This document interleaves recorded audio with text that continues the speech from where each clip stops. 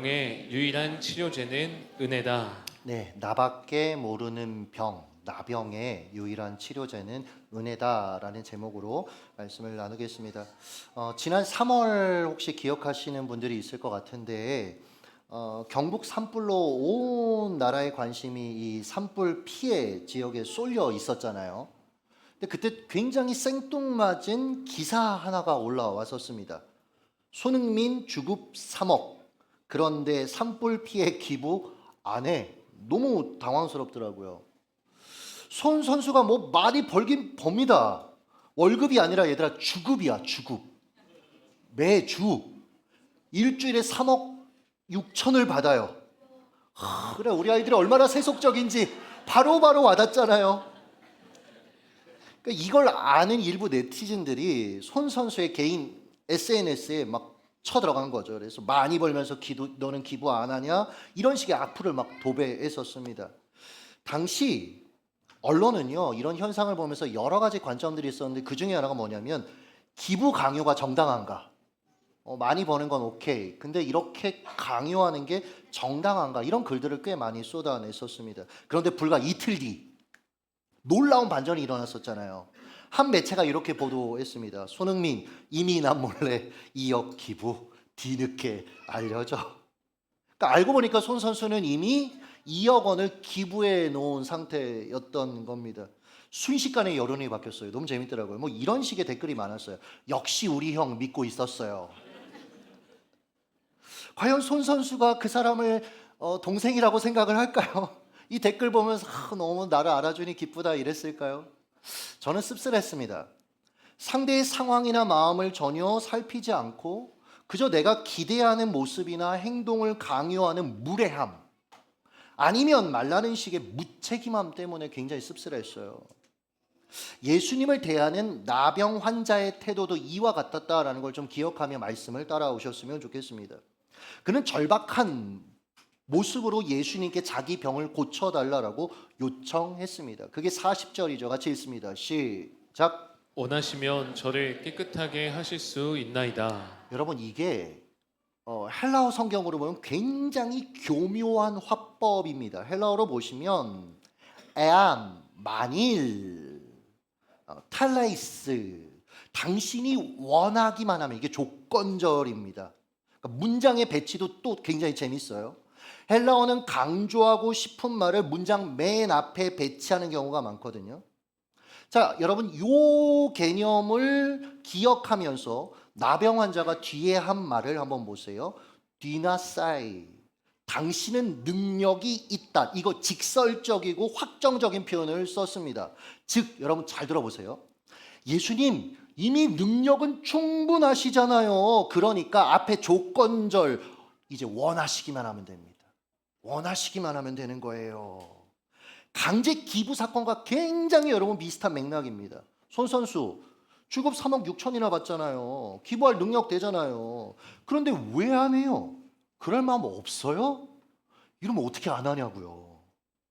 만일 하지 않으면 기부할 마음이 없는, 사회적 책임을 다하지 못하는 사람이 결국 되어버리고 마는 겁니다. 예수님도 마찬가지입니다. 만약 고쳐주지 않으면 능력은 있는데 사랑은 없는 분이 되는 거예요. 즉, 나병 환자는 예수님을 전혀 배려하지 않은 자기 중심적이고 무례한 태도로 자기 요구를 지금 관철시키고 있는 것입니다. 심지어 예수께 가까이 다가와 이런 요구를 했다. 당시 나병 환자들은 공동체를 떠나 격리된 생활을 해야 했거든요. 나병이 상대에게 전염될 가능성을 차단하기 위한 조치였습니다. 그런데 이 나병 환자는 어떻게 했습니까? 이 말씀을 무시하고 마을 한복판에 나타났고 심지어 예수의 코앞에 다가와 자기의 요구를 지금 하고 있는 것입니다. 자기의 절박함이 말씀의 경계를 넘어버린 거예요. 지독한 자기 중심성이 만들어낸 상황이었다라는 것입니다. 존 스토트 목사는 죄를 이렇게 정의했습니다. 죄의 속성은 자기 중심성이다. 나병입니다. 나병. 나밖에 모르는 병. 나밖에 모르는 병. 죄는 모든 것이 자기 위주로 돌아가야 직성이 풀리는 거예요. 그런데 신기한 건 이렇게 자기를 위해 살면 여러분 행복할 것 같잖아요. 근데 현대 심리학이 내놓은 결과물은 전혀 반대입니다. 미국의 저명한 심리학자이자 긍정 심리학 그리고 행복 연구 분야에서 잘 알려진 데이비드 마이어스라는 박사가 있어요. 이분에 따르면 사람이 자기에게 지나치게 집중할수록 더 불행해진다라고 합니다. 그는 자기를 중심에 두고 사는 사람들에게 공통적으로 나타나는 몇 가지 특징이 있다 했는데 그 중에 하나가 자기 중심적 평향이에요. 예를 들어서 이런 겁니다. 편하게 얘기하면 시험을 잘 보면 야 내가 똑똑해서 그래 그런 생각 안 해요? 시험을 못 보면 시험 문제가 이상해. 우리 학교 선생님들이 있거든요. 얼마나 억울하겠어요 이럴 때마다. 그러니까 잘 되면 내 탓, 못 되면 안 되면 남 탓. 늘 피해의식, 분노, 억울함에 사로잡혀 살 수밖에 없다라는 거예요. 다른 하나가 뭐냐면 상대의 말이나 행동을 지나칠 정도로 자기 중심으로 해석하는 거예요. 여러분 나는 세상의 중심이 아니에요. 근데 모든 걸 나한테 끌어와요. 이런 겁니다. 예를 들어서 상대가 굉장히 지금 바쁘고 그리고 다른 생각을 잠깐 하느라 내가 지나가는데 나한테 인사를 못할 수도 있다 없다? 있다. 여러분도 그럴 때 있잖아요. 그런데 여러분 자기 중심적으로 해석하면 이렇게 되는 거예요. 야 나를 무시하나 보다. 상대에게 톡을 보냅니다. 답장이 늦게 와요. 야 나를 싫어하나 보다. 그냥 상대는 지금 정신이 없는 거예요. 근데 이걸 자꾸 나한테 가져오는 거예요. 상대의 행동을 상대 행동으로 남겨놔야 되는데 이걸 내 걸로 자꾸 가지고 와서 어렵게 만드는 거죠. 이러면 상대를 바라보는 내 시선이 곱지 못하게 되지 않습니까? 말 하나도 가시가 돋아요. 결국 상대도 이걸 느끼니까 나와 거리를 두게 되고요. 그러나 문제를 나에게서 찾지 않고 자꾸 남 탓만을 하니까 자기 개선, 발전이 없어요. 게다가 나는 늘 피해자고 나만 외롭고 이런 태도로 살아가니 점점 고립되고 그런 내 상황을 또 곱씹으며 결국 나만 불행하고 세상에서 가장 불쌍한 사람을 자처하면서 살아갑니다. 제가 어떻게 하냐고요? 제가 이런 패턴으로 이 인생을 살아봤으니까요. 그리고 여전히 그런 경향이 제 안에 남아있다는 걸 직면하니까요. 그래서 여러분 사실은 우리 모두에게 이와 같은 경향이 있습니다. 왠지 아세요? 죄의 작은 단편 결과물이 이것이기 때문에 그렇습니다. 이 상태에서 벗어나는 방법이 무엇일까요? 여러분 뻔한 말 같지만 이거밖에 답이 없어요. 하나님께 시선을 옮기는 겁니다. 제가 꼭 가보고 싶은 이탈리아의 돌로미티라는 곳이 있습니다. 여기에 최소 한 해 300만 명 이상의 관광객이 와서 여기를 트레킹한다라고 해요. 왜 사람들이 수천만 원을 써가면서 저기에 가서 개고생 아닙니까? 거기를 낑낑거리며 몇 시간을 걷고 올라가고 하면서 저기에 가는 걸까요? 아마 저는 이런 것 같아요. 제 경험상. 그 장엄하고 아름다운 자연 앞에 잠시 나를 망각하는 유익을 누리게 되는 겁니다. 나를 잊게 되는 거예요. 그리고 그 돌로미티의 아름다움에 그냥 빨려 들어가는 겁니다.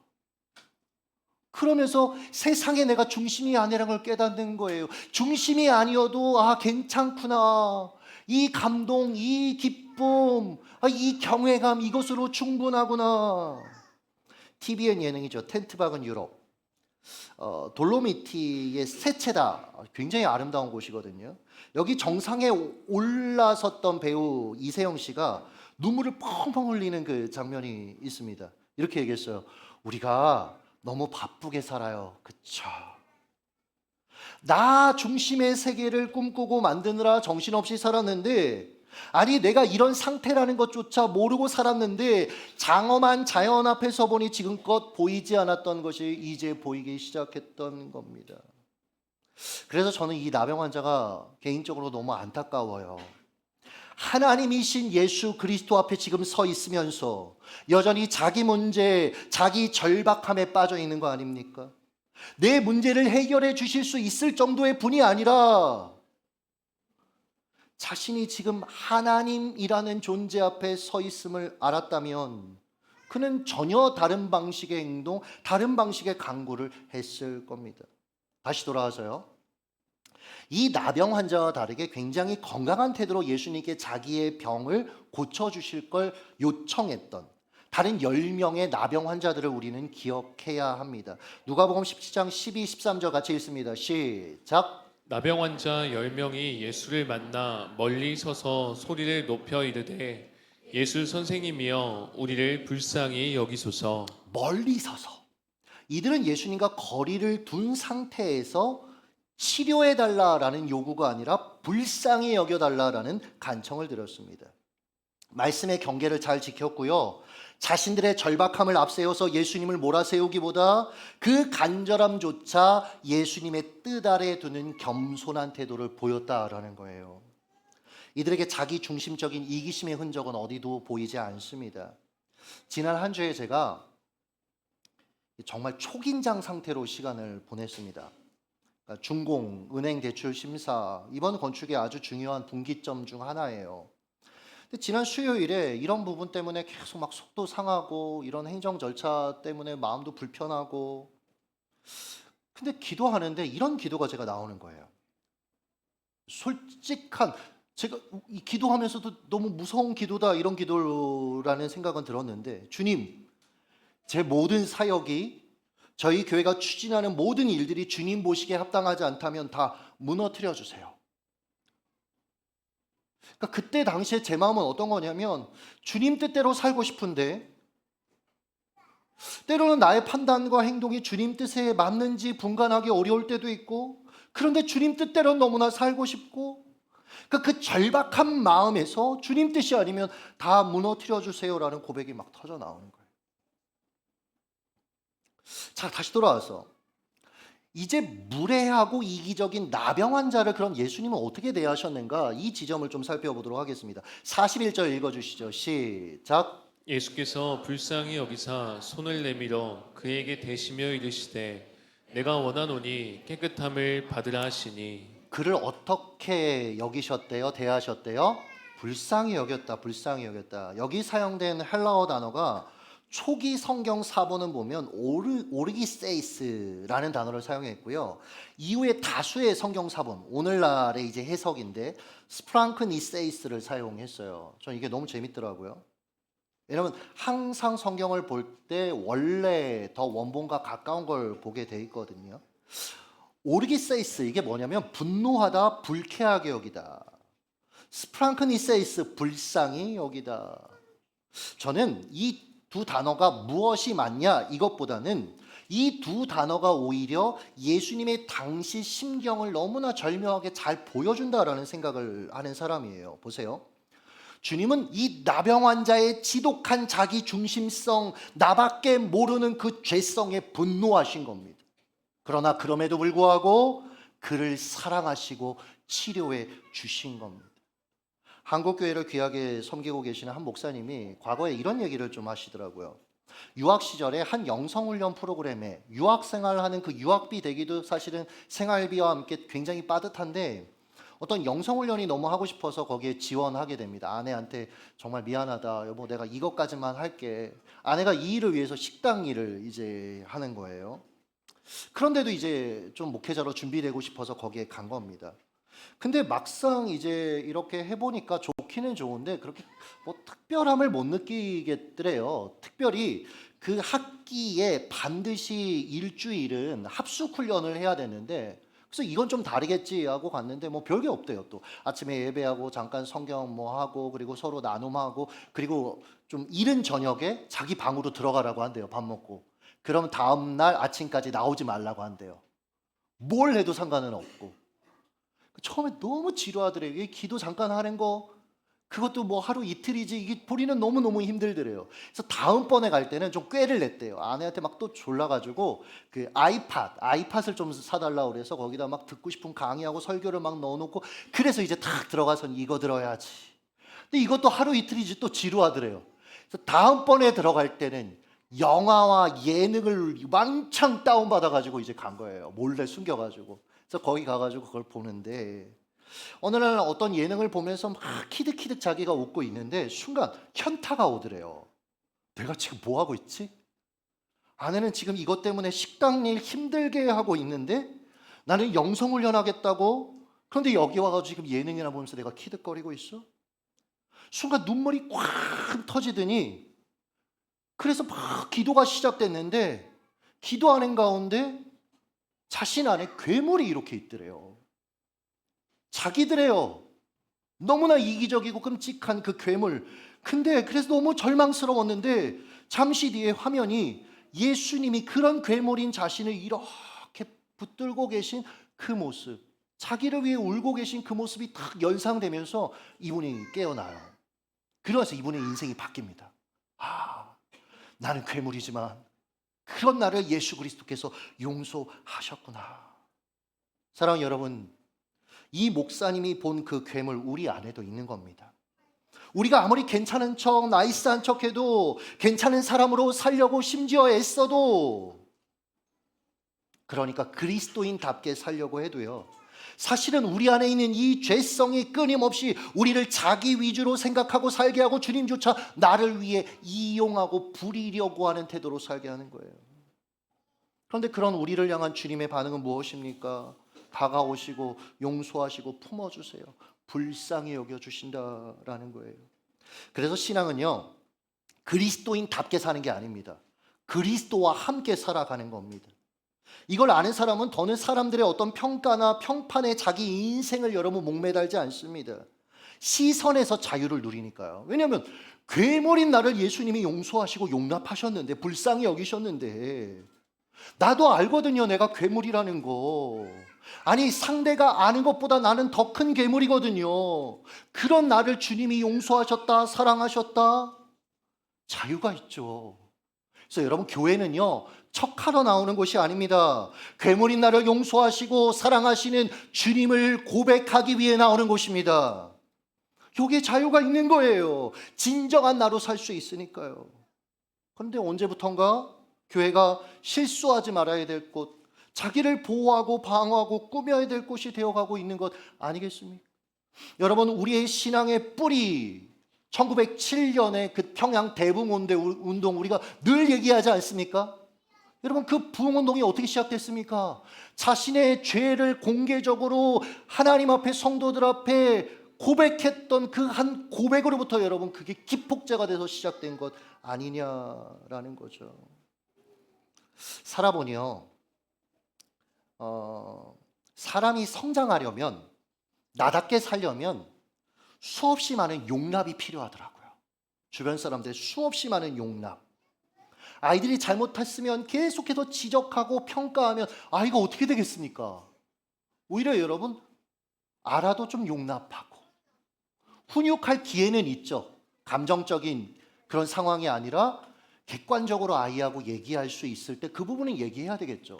그러나 계속해서 용납하는 그 과정을 통해 사실은 아이들은 건강하게 자라나는 것 아니겠습니까? 지난 목요일인가요? 김성환 장로님하고 이런저런 얘기를 하다가 그런 얘기를 했어요. 장로님, 제가 이제 성도들 만나는 게 너무 즐겁습니다. 그리고 성도들 생각하면 장로님, 제가 너무너무 설레입니다.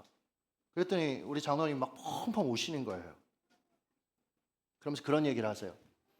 제가 이 몇 해 전에 음해 당하는 일이 있었고, 그리고 나서 굉장히 이게 마음을 계속해서 담으려고 해도 저도 모르게 자꾸 이렇게 거리를 두게 되고 다가가는 것에 주저하게 되고, 이런 마음이 있는 거 장로님 아셨거든요. 제가 여러 번 나눴으니까. 그리고 기도해 달라고 부탁도 드리고.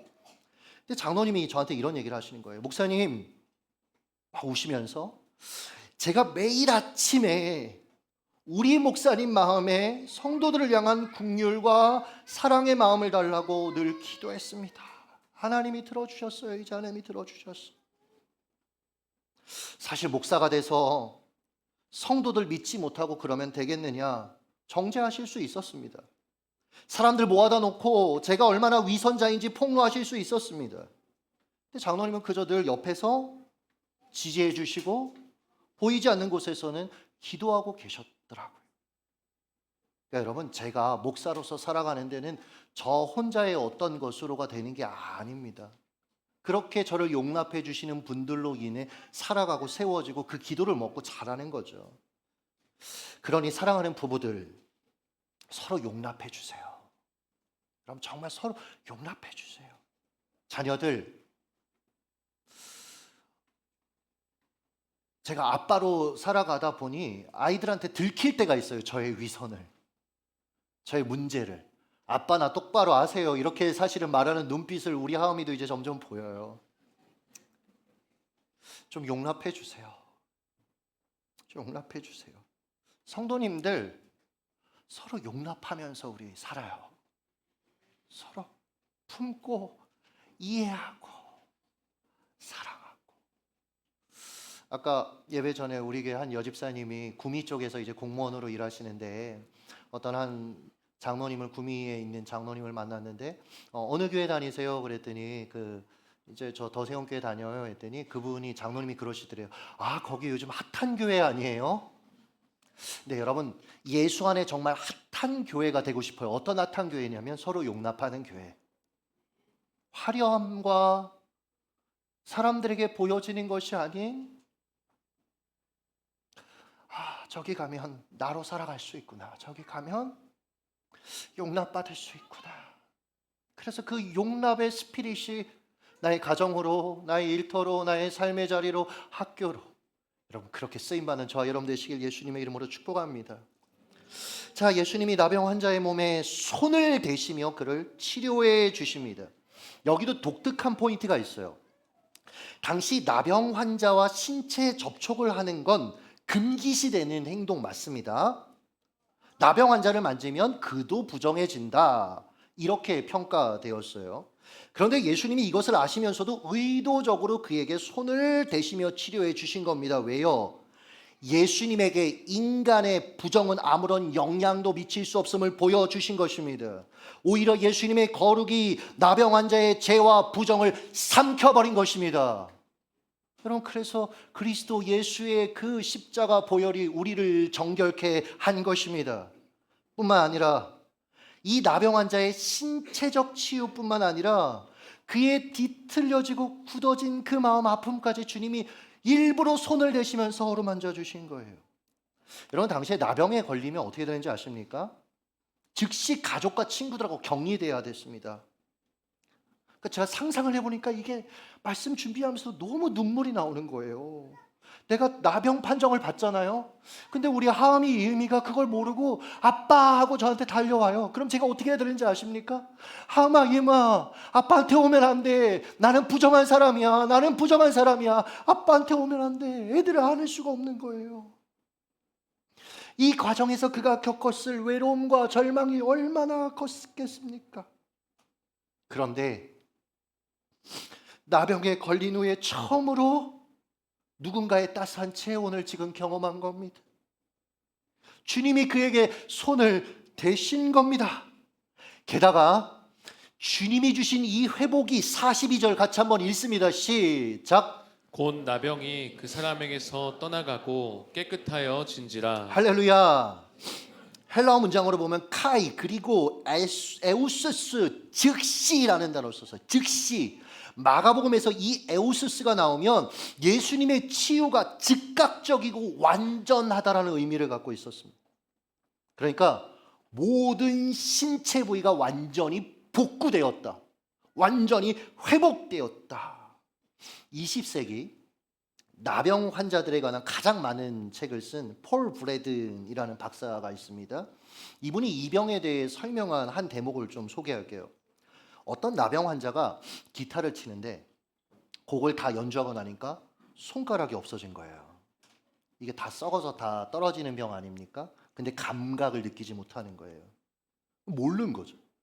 어떤 아이가 아침에 이제 자고 일어났더니 발이 없어졌더래요. 쥐가 갉아먹었대요. 그런데도 얘는 몰랐던 거죠.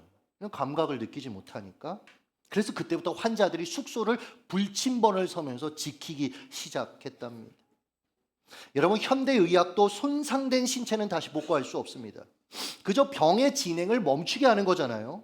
그런데 우리 주님이 이 나병 환자의 신체에 손을 대시자 모든 손상된 부위가 완벽하게 회복된 것입니다.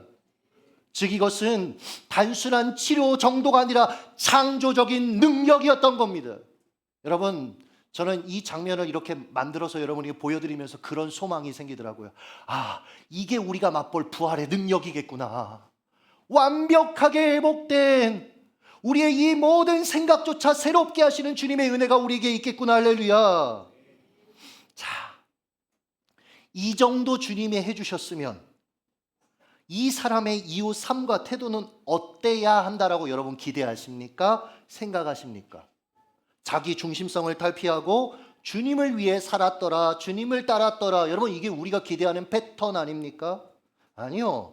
43절 곧 보내시며 엄히 경고하사, 이게 원문을 보면 콧김을 내뿜을 정도로 화를 내며 얘기한 거예요. 정색하면서 그에게 경고하셨습니다. 뭐라고요? 44절 삼가 아무에게도 아무 말도 하지 말고 가서 내 몸을 제사장에게 보이고. 사람들에게 예수님이 하신 이 놀라운 일들 절대 말하지 말라고. 너는 곧장 예루살렘으로 가서 성경의 규정대로 제사장에게 보이고 완치 판정을 받으라고 주님이 말씀하신 거예요. 그런데 이 사람은요, 45절 읽습니다. 시작. 그러나 그 사람이 나가서 이 일을 많이 전파하여 널리 퍼지게 하니. 여러분, 이건 아멘이 나오면 안 되는 거예요. 당시 예루살렘까지 가려면 편도만 약 150km, 최소 8일 이상 걸렸습니다. 그러니까 여러분, 자신의 회복된 것을 사람들에게 이야기하려면 최소한 20일 이상이 필요했던 거죠. 이 기쁨을 그런데 나는 주체할 수가 없는 거예요. 사람들을 만나고 싶은 그 마음들을 나는 주체할 수 없는 거예요. 그래서 이 사람이 어떻게 했습니까? 사람들에게 그냥 가버립니다. 예루살렘으로 안 가요. 그러니까 예수님의 말씀을 그냥 어겨버리는 겁니다. 제사장에 보이라는 성경의 규정도 다 어겨버리는 겁니다. 여러분, 이 사람이요, 성경을 보면 모세가 출애굽의 그 과정에 부름받을 때 하나님께서 나병이 걸렸다 회복되는 기적을 보여주셨잖아요. 그러니까 나병은 하나님만 고칠 수 있는 겁니다. 이걸 보여주신 거예요. 근데 그 뒤에 이스라엘 사람들은 이것을 그래, 하나님만 나병을 고쳐주실 수 있어. 그래서 나병 환자들 사이에서는 메시아 그가 오면 우리를 나병에서 치료해 줄 거야 라는 전승들이 있어요. 그런 흔적들이 있어요. 그래서 이 사람이 나온 겁니다. 그런데 문제는 뭐냐면 이스라엘 사람들, 이스라엘의 역사에서 이스라엘인이 나병이 고침받은 게 이번이 처음입니다. 나만 있잖아요. 그 사람은 시리아 사람이었습니다, 여러분. 굉장히 의미 있는 이 사건 앞에 근데 이 사람은 어떻게 반응하냐면 최초의 고침받은 사람임에도 불구하고 이기적으로 굴고 있는 거예요. 예수님 말씀 다 어기고 가지 않고 성경의 규정 다 몰라하고 사람들한테 가서 자기 기쁨만, 그리고 예수님이 하셨다고 다 떠벌리고 다닌 겁니다. 그 결과가 무엇입니까? 45절 그러므로 예수께서 다시는 드러나게 동네에 들어가지 못하시고, 자기는 의도한 건 아니지만 예수님의 사역을 방해해버린 거예요. 사람이 너무나 많으니까 연예인들 여러분, 유재석 씨 자녀들하고 놀이동산 갈 수 있겠습니까? 몰려들 텐데. 그래서 늘 본인이 미안해 하잖아요. 그런 패턴입니다. 몰려들니 정작 정말 필요한 사람들한테 못 가시는 거예요. 마을 외곽으로 결국 밀려나시게 되는 겁니다. 그의 행동이 오히려 예수님의 사역을 방해한 겁니다. 어떠세요? 이 사람의 이 지독한, 끝까지 자기만 생각하는 이 지독한 자기 중심성, 나밖에 모르는 그 병, 나병. 제가 어제 이 말씀을 마무리하면서 너무 지치는 거예요. 야, 진짜 지겹다. 어떻게 끝까지 안 변하냐? 끝까지 이런 식으로 행동하냐? 근데 제가 왜 이렇게까지 진저리를 치지? 제 모습이더라고요. 제가 제가 나밖에 모르는 병에 걸린 사람이더라고요. 여전히 함께하는 이들을 그래서 때로는 나만 바라보느라 찌르고 오해하고 아프게 하고 사랑으로 다가가지 못하고. 근데요, 로마서의 한 구절이 생각나더라고요. 오라 나는 곤고한 사람이로다. 이 사망의 몸에서 누가 나를 건져내랴. 7장에서 고백하죠, 바울이. 그 마음이지 않았을까, 제 마음도. 근데 8장으로 넘어가면요, 그리스도 예수 안에 결코 정죄함이 없는데 왜요? 그리스도 예수 안에서 성령의 생명의 법이 죄와 사망의 법에서 우리를 구원하였다. 할렐루야. 우리 해방하였다. 할렐루야. 맞아요. 우리는 그런 존재예요. 그러니까 아무도 여러분 척할 수 없어요. 아무도 자기의 어떠함을 이야기할 수 없어요. 우리가 얘기할 수 있는 건 뭐냐면 예수님의 은혜, 그런 나임에도 불구하고 용서하신 예수의 은혜, 그런 나임에도 불구하고 손대어 치료하신 예수의 은혜, 예수의 은혜. 여러분, 예수의 은혜밖에 우리에게 대안이 없습니다. 예수의 은혜밖에 우리를 이 세상을 여러분 지탱하고 새롭게 할 것은 없습니다. 한 주간 우리 예수의 은혜에 집중합시다. 예수의 은혜로 승리하시기를 예수님의 이름으로 축복합니다. 기도하겠습니다.